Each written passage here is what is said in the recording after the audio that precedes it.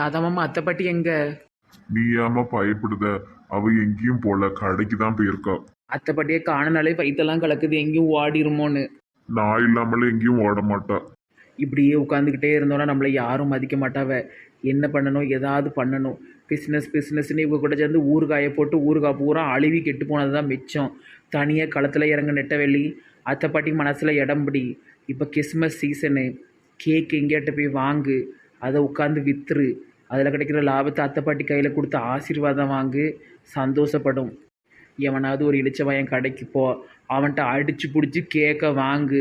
அவன்கிட்ட 100 ரூபாய்க்கு வாங்கி வெளியே கொண்டு வந்து 200 ரூபாய்க்கு விற்றுரு. இதுதான் சரியான வேலை. மறுமொழி எங்க போறமா? போகும்போதே கேட்டார் விளங்கும். தாத்தா மாமா ஒரு முக்கியமான பிஸ்னஸ் விஷயமா வெளியே போய்கிட்டு இருக்கேன், தயவு செஞ்சு எங்கே போகிற எப்போ வருவேன்லாம் கேட்காதுங்க சரியா? போயிட்டு வரேன். வெற்றி நமதே. இவ என்ன சம்பந்தமே இல்லாம பேசிட்டு போறா? அது சரி, நம்ம மருமவ இன்னைக்கு அறிவா பேசினா எப்பவும் இப்படிதானே பேசிட்டு இடப்பா, கண்டுக்க கூடாது. கேட்டி, இந்த கடையில போய் முட்டை வாங்கிட்டு வரியா? மருமவ வெளியே போய் 1/4 மணி நேரம் ஆயிட்டு. அட பாவி, 2 நாள் அடிச்சா திருப்பி ஆரம்பிச்சிட்டால. நீ என்ன உள்ள இருந்து வர? நீ கடைக்கு போறன்னு தானே சொன்ன. நான் குளிச்சிட்டு இருந்தேன், இப்பதான் குளிச்சிட்டு வரேன். சரியா போச்சு போ. நீ இல்லைன்னோடனே மருமவ கடந்து தவிச்சா, அத்தை எங்க எங்க போயிட்டாவன்னு பயந்துட்டு இடந்தா இப்பதான் வெளியே போறா. ஆமா, பழையபடி ஊரு கட்ட சுத்த ஆரம்பிச்சிருவா. இது தெரிஞ்ச கதை தானே. சரி, நீங்க போய் முட்டை வாங்கிட்டு வாங்க. கடையில வாங்க வேண்டாம், பனிமலர்கிட்ட வாங்குவோம் சரியா? அது சுத்தமான நல்ல நாட்டு முட்டை. இந்த இருக்கு ஒரு பேக்கரி. இந்த பேக்கரியில் போய் அடித்து பிடிச்சி ஒரு 10 கேக்கை வாங்கிடணும். வாங்கி வெளியே கொண்டு போய் நல்ல ஒரு ஒதுக்குப்புறமான கடை, இல்லை ஆள் நடமாடுற கடையாக பார்த்து போட்டுறணும். என் நோய் சோப்பு சட்டை போட்ட அந்நோய் கேக் இருந்தால் தாங்களேன். எத்தனை பீஸ்மா வேணும்? என்ன பீஸ் கணக்கில் வேண்டாம்னே, இந்த கிறிஸ்மஸ்க்குலாம் ரவுண்டாக வச்சு விற்பாவல்ல, அந்த மாதிரி ஒரு 10 கேக் இருந்தால் தாங்களேன். ஓ இருக்குது. அரை கிலோ 250 ரூபா. 10னா 10 பீஸ் தாரேன். 2500 கொடு. எனக்கு காசு சாயந்தரம் விற்றதுக்கப்புறம் தாரேண்ணே. என்னது விற்றதுக்கப்புறம் தார? ஐயோ வளரிட்டோமோ, ஒரு கடையிலேருந்து வாங்கி இன்னொரு கடை போட்டு விற்கக்கூடாதுல்ல, ஏசுவோம்ல, ஏதாட்டும் சொல்லுவோம். என்ன தெரிஞ்சவங்களுக்கெல்லாம் கிறிஸ்மஸ்க்கு கேக் கொடுக்கணும் பார்த்துட்டுங்க. நீங்கள் கொடுத்தீங்கன்னா எல்லாருக்கும் கொடுத்துட்டு வந்து சாயந்தரமாக துட்டு தாரேன். கடன் கிடையாது போமா. குழந்தைக்கு பால் வாங்க கூட காசு இல்லாத இந்த ஏழை அபல பெண்ணுக்கு ஒரு 10 கேக்கு கூட தரதுக்கு மனசு இல்லையே இந்த ஊரில். இந்த ஆணியனம் இவ்வளவு மோசமானதா? ஒரு பெண்ணுக்கு உதவி பண்ணக்கூட முடியாதா? ஏம்மா கடன் கிடையாது மங்கன்னு அழாதம்மா. சரி, காலில் வேற முள்ளு குத்திட்டு நடக்க ஒரு மாதிரி வலிக்க. ஏமாங்க வா. இவன் கால் நடக்க முடியாதோ? முள்ளு குத்திட்டுன்னு சொன்னால் தரமாட்டான். அவனே கால் நடக்க முடியாதுன்னு கேட்கா. சரின்ற வேண்டிதான். எப்பவும் போல இவனை ஏமாற்றக்கூடாது. விற்று காசை கையில் கொடுத்துருவேன். நான் ரொம்ப மாறிட்டேன். ஆமாண்ணே. பிள்ளைக்கு பால் வாங்க காசு இல்லைண்ணே. கேக்கு கொடுத்தீங்கன்னா பால் வாங்கிடுவேன். கேக்கு கொடுத்து எப்படிமா பால் வாங்க முடியும்? ஐயோ, பாயிண்டாக கேள்வி கேட்கானே, பதில் சொல்ல தெரிலையே. அது அப்படித்தானே, அது அப்படித்தான். சரிம்மா, சாயந்தரம் கொண்டு வந்து கொடுத்துரு நம்ம காசை. சரிண்ணே. இந்தம்மா, இதில் 10க்கும் மேற்பட்ட கேக் இருக்குமா? இது எல்லாமே இதோடைய மதிப்பு 5000 ரூபா. நீ 3500 கொடுத்தா போதும். பாவம், ரொம்ப கஷ்டப்பட்ட பொண்ணாக இருக்க. ரொம்ப நன்றிண்ணே. உங்கள் பெரிய மனசுக்கு என்ன கைமாறு செய்யறதுன்னு தெரிலண்ணே. தாங்க. ஏம்மா, இப்போ வரைக்கும் கேக்கு கொடுத்தா எப்படிம்மா குழந்தைக்கு பால் கிடைக்கும்? அதை நீ சொல்லவே இல்லையம்மா. இந்த கேக்கை கொண்டு போய் எங்கள் சொந்தக்காரங்க எல்லாருக்கும் ஒன்று கொடுத்துட்டு வந்துடுவேண்ணே. அப்போ அவங்க எல்லாரும் ஒரு லிட்டர் பால் வாங்கி வீட்டில் வச்சுருவாங்க. பிள்ளைக்கு பால் கொடுத்துருவேன். இதுதான் நடக்க போகுது. ஒன்றும் புரியலையம்மா. அப்படியே ரோசனை பண்ணிக்கிட்டே இருங்க, நான் அதை வந்துடுதேன். நான் தான் மெண்டல் மாதிரி ஏதோ ஒரு கதையை அடிச்சு விடுதானே, இவன் எனக்கு மேலே மெண்டலாக இருப்பான் போல். கேக்கை கொண்டு போய் சொந்தக்காரங்கிட்ட கொடுத்தா யார் பால் கொடுப்பாவ? இருக்கேன். பாவம், அப்படி சொல்லக்கூடாது. நம்மளை நம்பி கொடுத்த மனசேன். சீக்கிரம் விற்று கையில் காசு கொடுத்துடணும். சூப்பரான இடம், சூப்பரான டேபிள். யார் போட்டாவான்னு தெரில, எனக்கு அடிச்சது லக்கு. வாங்கம்மா. Christmas cake. 1 300 1 300. வாங்க. எங்கேயும் கிடைக்காத அருமையான சுவையில் வீட்டில் நாங்களே தயாரித்த சூப்பரான கிறிஸ்மஸ் கேக்கு. வாங்க. ஜோடியாக வாங்கினா 500 ரூபா. ஏடி, இது எங்க களவாண்டது? இதுதான் சார் நம்ம மனசப்பைய புத்தி. உழைச்சி வாழணும்னு நம்ம நினைக்கும் போது களவாண்டன்னு இப்படிலாம் சொல்லுது பற்றியெல்லாம் இந்த ஆள். எக்கா கிறிஸ்மஸுக்கு கேக் வாங்கிட்டு போங்கக்கா, ஜோடி 500 ரூபா. ஏடி என்ன தனியா கடை போட்டிருக்க? யாரு ஆளு நம்ம அளவுல காணும்? உங்களெல்லாம் நம்பிக்கிட்டு உட்காந்துக்கிட்டே இருந்தேன்னா சீக்கிரம் சமாதியாகி கல்லறைக்கு போயிடுவேன்க்கா. அதான் நானே தனியாக இந்த கேக் பிஸ்னஸ் ஆரம்பிச்சிட்டேன். இது டெய்லிலாம் கிடையாது, இந்த கிறிஸ்மஸ்ன்னு சொல்லி இன்னைக்கு மட்டும்தான். அதுக்கப்புறமா அடுத்தடுத்து நம்ம கதையை பார்த்துட்டு போக வேண்டியதாங்க. அது சரி அது சரி. கேக்கு கேக்கு கேக்கு கேக் வேணுமா? கேக்கு வாங்க வாங்க வாங்க, ஜோடி 500 ரூபா, ஜோடி 500 ரூபா.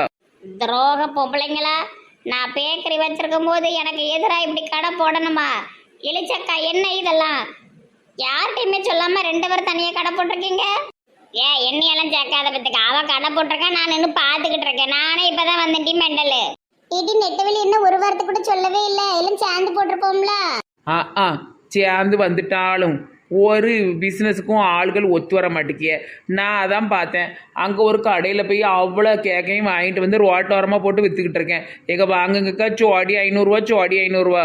ஏக்கா இவ எங்கேயோ போய் பழைய கேக்க வாங்கிட்டு வந்திருக்கா, இவட்ட வாங்காதுங்க, அவ்வளவு கெட்டு போயிருக்கும். இதற்கு கீத்தாக்கா மண்டையை இந்த கேக்கை கொண்டு அடிச்சுன்னு வச்சுக்கிட்டுங்க, மண்டை 2 பிளந்துரும் பார்த்துருங்க. கேட்டீங்களாக்கா? கல்லு மாதிரி கேக் வச்சிருக்கா. எந்த ஊரா கேக்கை கொண்டு அடிச்சா மண்டை பழக்கம் இதுல இருந்து தெரிய வேண்டாமா இது கல்லு கேக்குன்னு?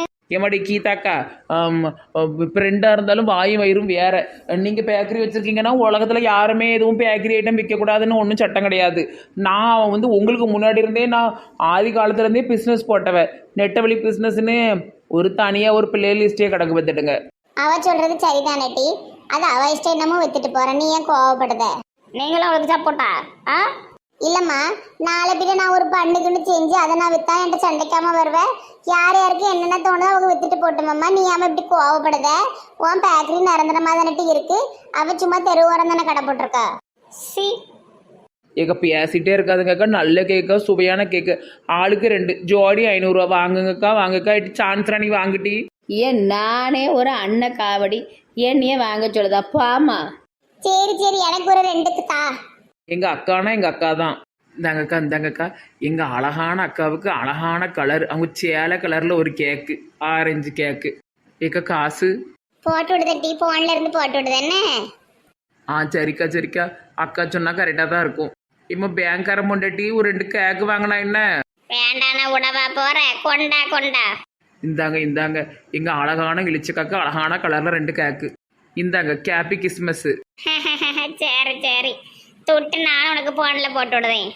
சரி சரி சரிக்கா, போட்டுருங்க, மறந்துடாமல் போட்டுருங்கக்கா. அப்போ தான் இந்த கேக்கு வாங்கினா கடன் அடைக்க முடியும். கீதாக்கா சான்ஸ் ராணி உங்கள் 2 கேக்கு வேணுமா? ஏன்ட்ட பைசா இருந்தாதான் அம்புட்டு கேக்கி வாங்கிமோ மனசை சந்தோஷப்படுத்திடுவேனாட்டி, வச்சு வச்சுனாலும் தின்றுவேனா. ஏன்ட்டு 10 பைசா இல்லாட்டி நானே ஒரு அண்ணன் காவடி. நான் வாங்குவேன் மட்டும் நீ நினைக்காத, நான் வாங்க மாட்டேன், நான் வாங்க மாட்டேன். சரி ஒளிஞ்சு போ. சான்ஸ் ராணி வா போலாம். ஏன் நம்ம ஃப்ரெண்டு தானட்டி கடை போட்டிருக்கா, ஏன் மட்டும் இப்படி வாய் இப்படி குவாண்டிட்டு போகுது உனக்கு? நான் அப்படித்தான், நான் பிசினஸ்ல விட்டு கொடுக்க மாட்டேன். என் நெல்லிட்டி மெண்டலு ஏடி, நீ ஒன்றும் பெருசா எடுத்துக்கிடாத. அவங்க புத்தி தான் தெரிஞ்ச புத்தி, நீயும் ஒரு மாதிரி மெண்டல்னா அவ ஒரு விதமான மெண்டலு. நான் அதெல்லாம் ஒன்றுமே நினைக்க மாட்டேன். நாங்கள் இன்றைக்கி சண்டை போடுவோம், நாளைக்கு போடுவோம், இதெல்லாம் எங்களுக்குள்ள ஒரு ஜாலி. சரி அப்போ நீங்கள் கிளம்புங்க, அடுத்த ஆளுகளுக்கு விற்றுருவோம். சரி சரி போயிட்டாரு. எப்படி 1000 ரூபாய்க்கு வித்தாச்சு.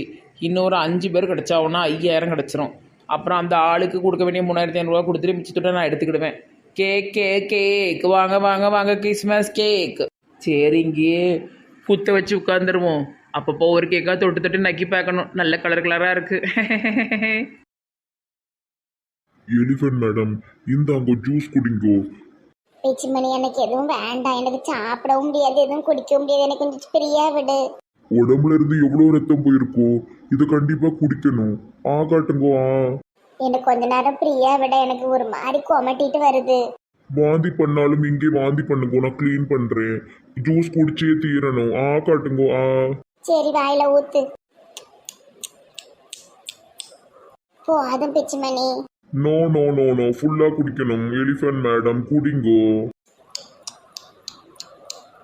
நீங்க இப்படி குடிச்சா உங்களுக்கு ரத்தமே ஊறாது. அத நீ நிறைய ரத்தம் கொடுத்துருக்கிய, திருப்பி கேட்ட தரமாட்டியா? இந்த பிச்சுமணி உடம்புல இருக்கிற ஃபுல் பிளட் நம்மளுக்கு தான், நம்ம எலிஃபண்ட் மேடத்துக்கு. பொண்டாட்டி எவ்வளோ அன்பா பாத்துக்கிறாரு. வானுபதி மேடம், உங்களுக்கு இப்படி ஒரு புருஷன் கிடைக்க நீங்க கொடுத்து வச்சிருக்கணும். ராத்திரி பகலா கண் முழிச்சு உங்களை பார்த்துக்கிட்டே இருந்தாரு. இவன் ஒருத்தன் பெருசன் உடனே பல்ல காட்ட ஆரம்பிச்சிருவான். டாக்டர் ஆப்பிள் ஜூஸ் குடிக்கீங்களா? நல்ல கதையா இருக்க. அவங்க குடிச்சு மிச்சம் வச்சதை நான் குடிக்கணுமோ? நல்லா இருக்கு. நீங்க மேடம் மிச்சம் வச்ச ஜூஸ் எல்லாம் டேஸ்டா தான் இருக்கும். உங்க பொண்டாட்டி மிச்சம் வைக்கிறது உங்களுக்கு டேஸ்டா இருக்கும். நாங்க எச்சி ஜூஸ் வாங்கி குடிக்கணுமாக்கும். அது சரி, எதுக்காக உங்க ஒய்ஃபை மேடம் மேடம்னு கூப்பிடுதீங்க? டாக்டர், ஏற்கனவே வயிற்றுல குத்து வாங்கி வலி தாங்க முடியல. நீர் வேற கரைச்சல் பண்ணாதீரு. அவன் என் வீட்டில் வேலை பார்க்குற வேலைக்காரன், பெருசன் கிடையாது. ஓ மை காட், வேலைக்காரன் நான் நம்பவே முடியல. வீட்டுக்கார மாதிரி உங்களை பார்த்துக்கிட்டு இருக்காரு. சரி சரி, வந்தீரா மாத்திரையை கொடுத்தீரா போனீரான்னு இருக்கணும். தேவையில்லாதது பேசாதீரு. மாத்திரனோட தான் ஞாபகம் வருது. மிஸ்டர் வேலைக்காரன், நீங்க போயிட்டு மெடிக்கல்ல போயிட்டு மாத்திரை வாங்கிட்டு வந்துருங்க. அவங்களுக்கு நான் எழுதி தரேன். ஓகே டாக்டர், வாங்க போகலாம். மனுமதி மேடம், நாளைக்கு டிஸ்சார்ஜ் ஆயிடலாம், கவலைப்படாதீங்க. சரி சரி. இந்த பிச்சைமணி பிச்சைக்காரனா இருந்தாலும் எவ்வளோ பாசமா பார்த்துக்கிட்டு இருக்கா. யாருமே எனக்கு இல்லை, என்னை பார்த்துக்கிறதுக்கு யாருமே இல்லையே. பணம் பணம்னு ஓடனேன். இப்போ அடிபட்டு கிடக்கும்போது ஒரு நாதியும் வரல. எங்கேருந்து வந்தானோ இவன். கடவுளா அனுப்பி வச்ச ஆள் போலுக்கு. என்ன பானுமதி, பிச்சைக்காரனை பற்றி யோசிச்சுக்கிட்டு இருக்க? தப்பு தப்பு. அவனெல்லாம் யோசிக்க கூடாது. அவன் ஒரு பிச்சைக்காரன். என்ன பிச்சைக்காரன் பணக்காரன்னு? பிச்சைக்காரனா இருந்தாலும் எவ்வளவு நல்ல உள்ளமா இருக்கு இவனுக்கு. இவனை மாதிரி யார் பார்த்துப்பா? ராப்பகலா முழிச்சடந்து பார்க்கான். சாப்பிட சொல்லி ஒன்றுனா கொடுக்கான். என்ன நல்ல மனசு. எப்பாடியோ இப்படி ஆளை நான் பார்த்ததே இல்லை. யார் இப்படி என் மேலே அன்பு காட்டியிருக்காவோ? எங்கள் அம்மாவும் அன்பு காட்டாதது. சின்ன வயசில் அடிக்கும். எங்கள் அப்பா குடிச்சிட்டு கிடந்து ரோட்டில் ஆடுவார். ஸ்கூலில் வாத்தியார் போட்டு நொறுக்குவார். எப்பா இப்படி ஒரு ஆளை நான் பார்த்ததே இல்லை. இந்த சரவணன் ஒருத்தனை கல்யாணம் முடித்தேன். மெண்டல் கணக்கா பூசணிக்காவை மண்டையில் உடச்சிட்டு தெரியுவான். திடீர்னு நல்லா பேசுவான், திடீர்னு சண்டை போடுவான், திடீர்னு பாசமாக இருப்பான். அவன் ஒரு மெண்டல் பையன். இந்த பிச்சுமணி என்ன பாசமாக இருக்கான். ஆனால் என்ன இருந்தாலும் பிச்சைக்காரம்ல, என்ன செய்ய முடியும்? சரி, படுத்து உறங்குவோம்.